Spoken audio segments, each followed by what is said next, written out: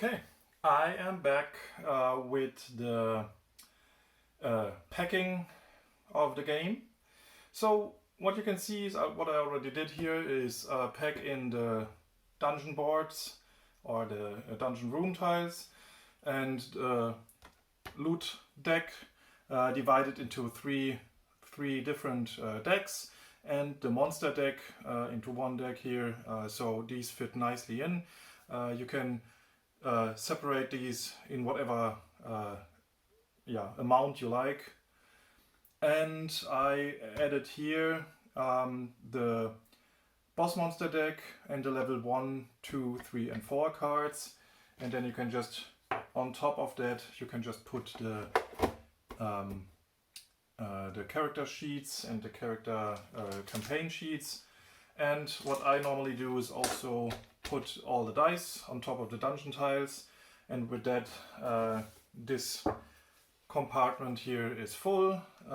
You just add the character mats on top of it, so all fits nice and snugly, and then you can just already put the second tray on top of it.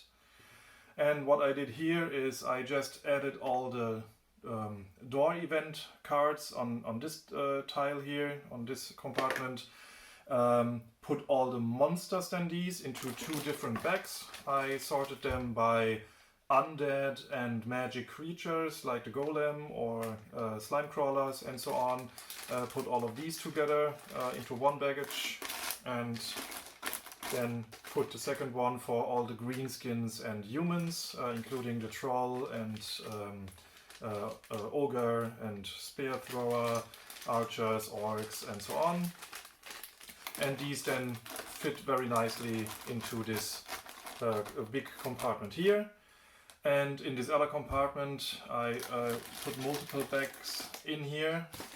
So one of the bags I used for the remaining standee parts and all the campaign creatures like the two dragons and the female zombie, and added the campaign cards itself also to this baggage here.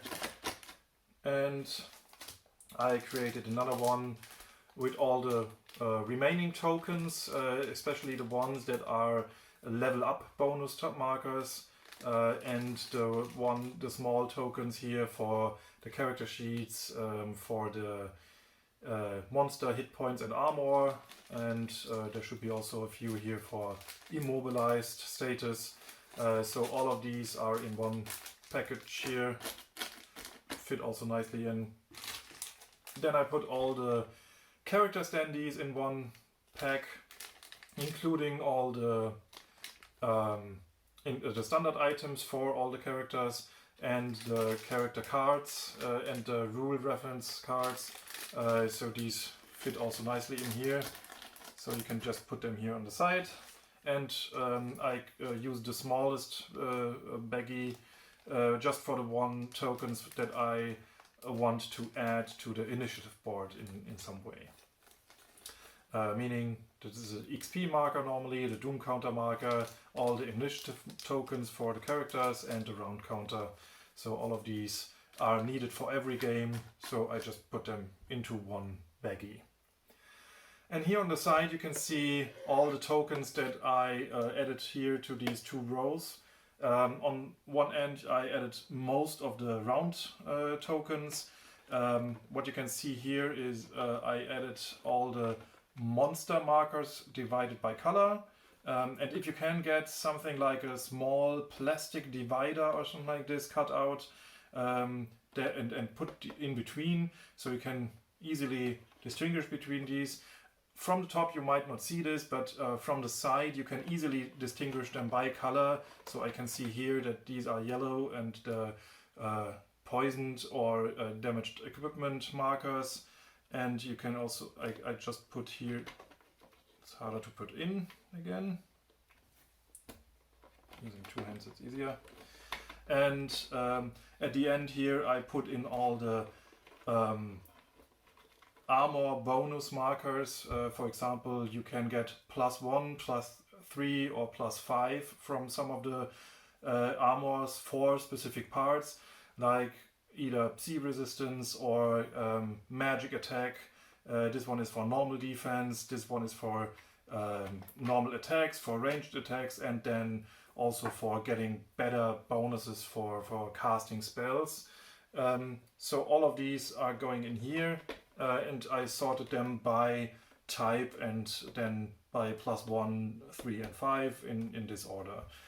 So it's pretty easy to remember which ones there are, but recommendation is to have some kind of mini divider just with a small name on top of it or something like this. And on this side here you can see first of all the 8 rune markers, so you can then just easily get these out if needed for a scenario or something like this. Then we have a lot of loot tokens. All the loot tokens are normally used as a loot token on the board, but you can also use them sometimes if you need more of the fire markers, for example, or some of them have also hole markers in the back or something like this. Just in case you need more of these other markers, the loot markers also have them on the back. You just need to search a bit more in case you need a specific one. And then we have 8 or 9 of each type for hole markers, for blocked door markers, and all of these also have something on the back, something different. So you can just then also sometimes, if you need more of the other ones, then you can just take also the ones here. For example, this one has the ice marker on the back, but rubble on the front. So if you need more of other things, then just look at the back sides.